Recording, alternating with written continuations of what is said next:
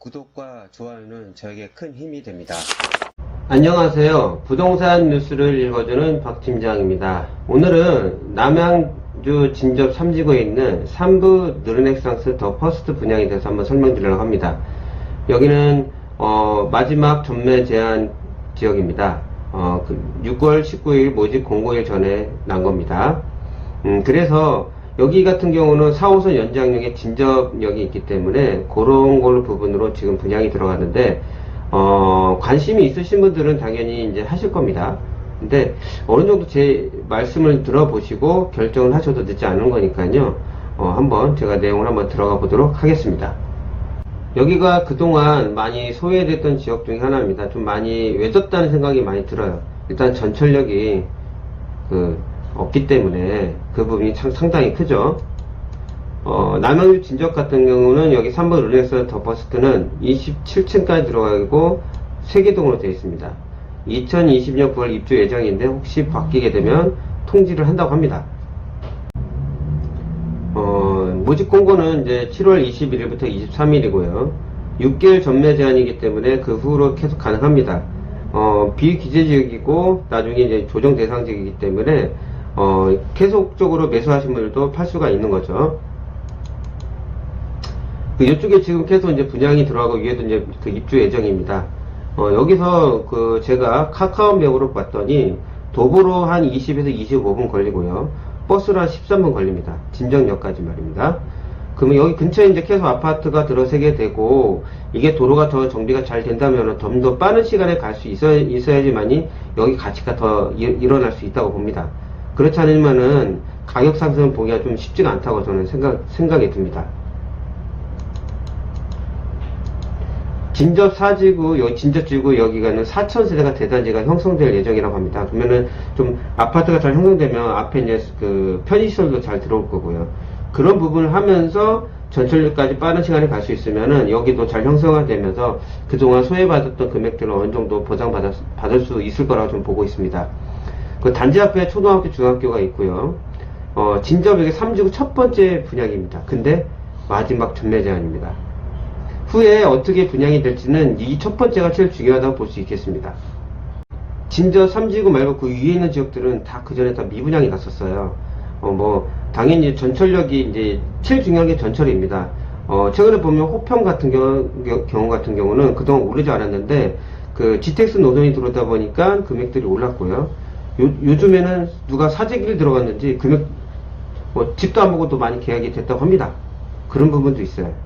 그러니까 그만큼 투기 세력들이 들어오려면은 나중에 후에 먹을 거리가 있어야지 들어오거든요. 여기도 어떻게 변화가 될지 모르겠습니다. 혹시 그런 투기 세력들이 들어올지는 모르겠는데 그런 부분이 있으려면 어느 정도 메리트가 있어야 되거든요. 그래서 이제 4호선이 얼마나 이게 강력하게 올지는 조금 약간은 의문 들어요. 단 4호선을 타서 상계동을 가서 동북 경천철을 살 수 있고 노원을 가서 7호선을 탈 수 있고 창동 와서 GTX 노선도 이용할 수가 있습니다. 그쪽으로 가게 되면요. 아니면 또 가까운 북별내역이나 남양주 왕숙을 통해서도 좀 밑으로 가서 탈 수도 있는 거니까 굳이 멀리 갈 필요는 없겠죠. 이 당곡의 진접으로 이렇게 연장이 됩니다. 이제 별내고 이쪽에 이제 쭉 올라가서 복선 전철이 여기 승계역 진접까지 가게 되죠. 별내역이 통하게 되면은 여기서 8호선하고 GTX선하고 경춘선이 있는 게 아니라 새로운 노선이 별내역이 생깁니다. 여기서 별내역까지 거리가 있어요.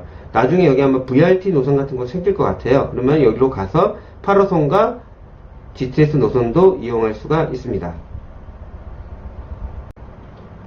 아니면 여기 앞에 나중에 남양주 왕숙이 들어올 때 풍양역을 통해서도 VRT 노선을 타서 나중에 들어오는 다산역을 통해서 8호선도 탈 수 있습니다.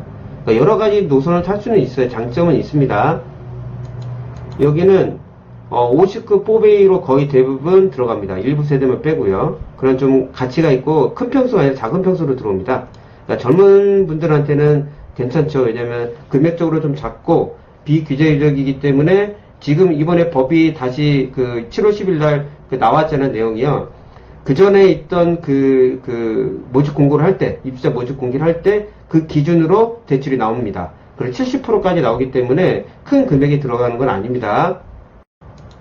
그리고 단지가 이게 개방감이 있어가지고 앞에 딱 막혀 있지는 않습니다. 아주 좀 그 설계를 좀 잘한 것 같습니다. 두 개의 타입입니다. 59A 타입이 이렇게 들어가고요. 4배이고요. 여기는 좀 틀립니다. 그래서 좀 인기가 이게 좀 더 있을 수는 있겠지만 사람마다 그 선호도는 다 틀리기 때문에 좋아하는 타입으로 갈 것 같습니다. 특이한 게 이쪽은 워낙 미분양이 그동안 많이 났기 때문에 먼저 무순위로 먼저 사전 접수를 합니다. 근데 여기 사전 접수를 했다고 여기를 청약을 못하냐 할 수가 있습니다. 이걸 먼저 하고 여기도 할 수 있는 거예요. 이해를 못 하시겠어요? 두 개 다 할 수 있다는 내용입니다. 그게 모집 공고문에 다 나와 있는 내용입니다. 앞에 있는 그 평면도하고 지금 가져온 홈페이지에서 갖고 온 겁니다. 여기는 6월 10일 날 모집 공고 접수가 완료됐다고 합니다. 그래서 아마 비규제적으로 들어가는데 혹시 모르니까 분양을 청약하기 전에 또 한번 확인을 해보시길 바랍니다. 근데 그 계속 광고도 뜨는 거 보면은 비규제적으로 들어갑니다. 그래서 85% 이하는 40%가 가점제고 여기 80% 다 이하잖아요. 나머지가 추첨입니다.